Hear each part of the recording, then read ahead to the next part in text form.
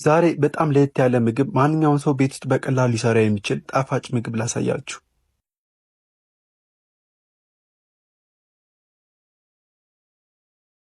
በቀጫጭኑ ደቆ የተከተፈ ቲማቲም፣ በቀጫጭኑ የተከተፈ ቀይ ሽንኩርት፣ ደቆ የተከተፈ ቃሪያ፣ ጥቁር የወይራ ፍሬ እሱን ደቀቅ አድርገን እንከትፈዋለን። የወይራ ዘይት፣ ቁንዶ በርበሬ፣ ጨው፣ የተፈጨ ነጭ ሽንኩርት፣ በጥሩ ሁኔታ የተዘጋጀ አዋዜ። እነዚህን ግብአቶች በአንድ ላይ መቀላቀል ብቻ ነው። ትወዱታላችሁ፣ ሞክሩት። ሌላ ምሰራላችሁ ሬሲፒ ካለ ኮሜንት ላይ ጻፉልኝ። እስካሁን አብራችሁኝ ስለቆያችሁ አመሰግናለሁ። ቻው